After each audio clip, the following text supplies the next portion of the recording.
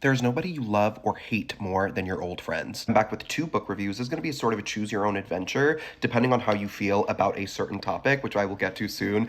So I read So Old, So Young by Grant Ginder, that just came out last week, and then Clutch by Emily Nemens. Sorry, it's hard to do both. That came out a couple of weeks ago, and I wanted to talk about both of these books as a sort of unit. I am obsessed with books about friendship and books that cover a group of friends over multiple decades. I can do a primer on that because I already did that on Instagram, but it's my favorite genre. It's one of my favorite genres, and both of these books came out at the exact same time, so I was like, I have to tap in. Clutch is about a group of women, so it's five women who met in college, and they remain friends even though they all scattered to different points of the country, right? Two of them live in New York, one of them lives in Chicago, one of them lives in San Francisco, one of them lives in Austin. They all, like, one is a lawyer, one is a doctor, one is a politician, one doesn't have a job and is really, really trying to have a baby, and they're all sort of on this motherhood spectrum. This book is much more hopeful and emotional about the power of long-term friendship, right? The idea is that your friends have seen you through everything, and they will see you through everything, and ultimately, like, you have to surrender to the fact that your lives are changing. And yes, your friendships are never going to be the same as when you all lived at the same place and like would go out for drinks and have,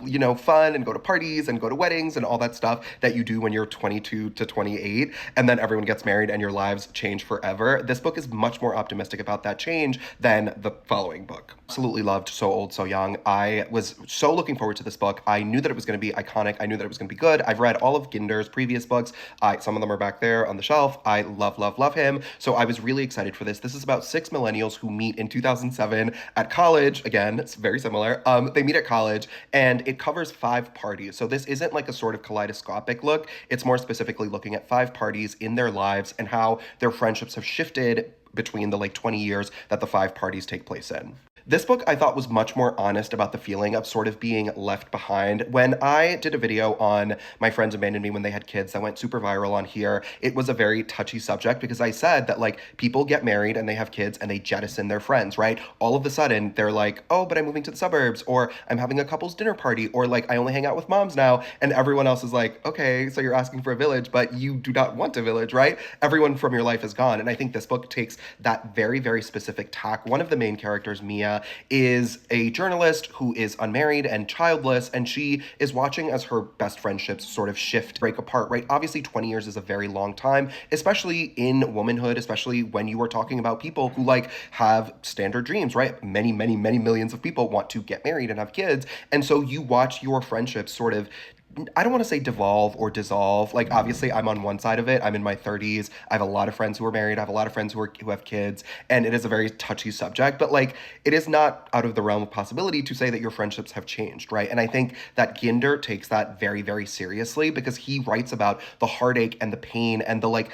Yes, the beauty of long-term friendship, the way that you guys know each other and like can trigger each other and can only like fuck with each other on a spiritual level because you have been like melded together over the last 20 years. But at the same time, there is that very visceral pain of being like, we were supposed to grow up together. We were supposed to have all of these experiences together, and you went and got a new life and like left me behind, right? And obviously, that's why I said that your mileage may vary, right? I don't want to say that this isn't optimistic. Ultimately, this book is very optimistic about the power of friendship and the way that like your lives still have meaning and like the way that you have to make meaning in each other's lives. Similar to The White Lotus, that's why I used that image at the beginning. Like, you make the meaning in your life. You choose to stay friends with each other. You choose to like connect over and over again. But when it comes to Clutch, I will say your mileage may vary, right? So either you are very laissez-faire, like, yeah, friendships change, people change, read Clutch. And if you're like, no, I think that there is sometimes some heartache and some pain that goes along with these long-term friendships, and not only necessarily with like motherhood and children, right? There can be the idea of like choosing career, choosing ambition, choosing to move to like Thailand or something, I don't know. But like, there is